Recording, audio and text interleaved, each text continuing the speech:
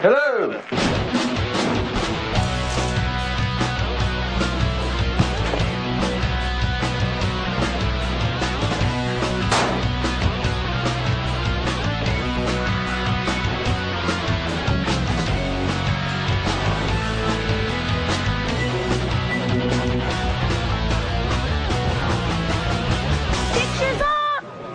We launch into this movie, and the first question from every sort of stage on forward when people read the script was, fantastic, but how the hell are you going to find a kid who can do this? And so we did a nationwide sweep, looked at literally hundreds and hundreds and hundreds of kids, slowly started whittling them down. I auditioned, I think, 4 or 5 times until it was just me and this one other boy. Blake came to us, his tape was amazing, his first in-the-room audition was amazing. We brought him in for a callback, all the producers, everyone sitting around the table, and he blew us away. I'm flesh and blood, just like you, Roxanne. They killed Jesus. They can kill me. Please, Roxanne, don't let Max kill me. Don't let him kill an angel. This kid was like, bang. You know how you'd know when we all looked at him and it was, that's the kid. With David, we wanted to have a sense that he's evil. We want to have a sense that he is a fallen angel, but exactly what he is, we really want the audience to fill that in. Be a good boy and put the gun to your head. I love Stewart's direction with Blake, which a lot of time is just, you know, be a kid and be innocent.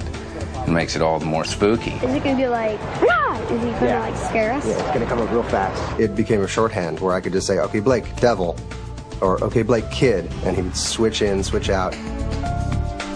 When you're on the screen with him, you better make sure you know what you're doing because he'll totally steal the show. David, you scared me. I'm sorry, Mama. Cutting, please. The first time I walked in and I was like, so who's directing this movie? And they pointed to Stewart and I was like, he looks like he's 12. And they were like, well, he's in his 20s. And I was like, wow. I enjoy working with younger directors. They bring a sort of fresh enthusiasm to a project. The marriage between Stewart and Dean has worked really wonderfully. When we actually got Dean Cundy, everyone sort of sat back and said, oh my God, it's Dean Cundy. Dean Cundy's like the godfather around here. One of the masters of filmmaking and an honor to work with. He's made movies that I grew up with. He's made movies that I quote endlessly with my friends. For someone who has his kind of experience and been around for so long, he doesn't take himself too seriously. We do this. How do you want me to do that? How much time do we have before we Very often a director will have a particular vision for a film, and I enjoy finding a way to get the pieces to work. I try not to impose anything on the film. I try to embellish what a lot of my other collaborators are doing. Josh, we may want to end up getting you to the door 1 beat earlier so that you're planted by the time you say, of course I forgive you. There's no challenge we face in this movie that Dean hasn't come across before. So even when everyone's starting to freak out, the whole crew ends up just turning to Dean and saying like, Dean, what do we do? And he's like, well, usually when this happens, I do this with the camera, do this with the actors, do that. And suddenly it all just comes together. I think one of the greatest challenges has been recreating winter and the feeling that we're in New England, in Maine. Looks like winter, doesn't it? But actually, it's May. It's about 33 degrees Celsius or 78 degrees Fahrenheit. Something you have to learn when you cross the border like that. The problem has been snow. We need snow. And obviously it's not snowing. We actually intended to shoot this movie almost entirely in the Yukon, where it's supposed to stay snowy until the middle of June, but they had the warmest spring on record. And we got there and it was perfect days. It was clear and sunny and it was warming up so much that they had to kick us off the frozen lake on our very last day because we were afraid they were going to fall through. So we took what was gonna be 4 weeks of work up there and turned it into 2 days and decided to dress all of our exteriors and interiors with fake snow. No one ever does a snow show twice. We were lucky in this one that we went to the Yukon to find some real snow, but then all of our sets here in Vancouver obviously have to be dressed, and we dressed that with a combination of cellulose paper snow, the ChemGuard foam in the trees, polymer snows, we use ice waxes, so we have a lot of different tools and tricks to make it happen. If I never see another piece of fake snow, I'll die happy. I think there's an obligation for EPK to cover every blue screen shot and interview everybody so the public knows how we do these tricks, and then all the magic's gone. Really, the green screens are putting us out of work. And it puts the creative control in front of a guy with a little computer, some nerd who grew up playing video games as a kid. You mean this one right here? Yeah. That's that guy right That's over just where it should be. We've got a lot of big physical effects in this movie, which has been very challenging, but fun. Please help me, I'm scared. I'm not a killer. I really want to go home.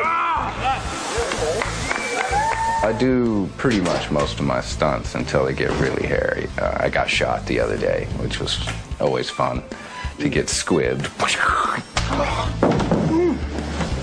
He's a go-getter. He's out there doing it all, firing himself into rails and wanting to do stair falls and being squibbed and stuff like that. And yeah, he's a guy's guy. I have a huge respect for stuntmen, and when it gets hairy, I'm like, stunt dude, please help me here. We got special effects, we got scuba, we got stunts, we got children and fake ice. It's a good day. This is the part in the film where Vince falls through the ice. This is the end of Vince. And so the stunt guy, Brent, is going to crack through the ice so they can get an underwater shot. What we've done is we put acrylic wax on the surface of the pool to make it look like ice. Our stunt double, Brent Woolsey's going to fall through the ice, and around that we've got divers in the water looking after the performers. Joel will be down there as well. Then we have a diver looking after the camera person. You know, it's quite a, intricate little scene. Can we refer to the whole, every time we do it, can we just refer to it as a manly stunt? Absolutely, yeah. Could that become the buzzword for this? Manly stunt. Manly stunt. Commercial for testosterone. Let's go again for the manly stunt. The idea we went into this with was do absolutely anything you can for real, like hanging a kid 40 feet in the air and spinning him on wires. Connor Crash Dunn, he's 10 years old, and he's this little guy. He's like a little trampolinist, a skier. We've done some stuff where we were dropping off the roof of the set piece that we've got built, and yeah, he's worked out really well. One-hander. Well, I rehearsed with Ernie on a harness with two cables coming out of here. I was off a 35-foot platform, and I did a double backflip. Stunt kids. Who knew? I'll tell you something. Movie business isn't easy. Just better make the DVD. I've always felt that having fun while making a film is essential. Excuse me. He is a big pain in the ass. Just working here. And left. To be honest, all we're trying to do is make fun, scary movies. Hello. It's been great. We've had a fun time. The fate of the movie lies in this decision. Excuse me. Hook me up, coach. On the last day of shooting, the hardest part is letting go of all your friends. And it's like I'm probably not going to see these people again because I killed them all.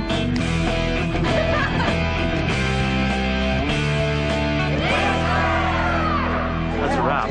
Come here, you little devil.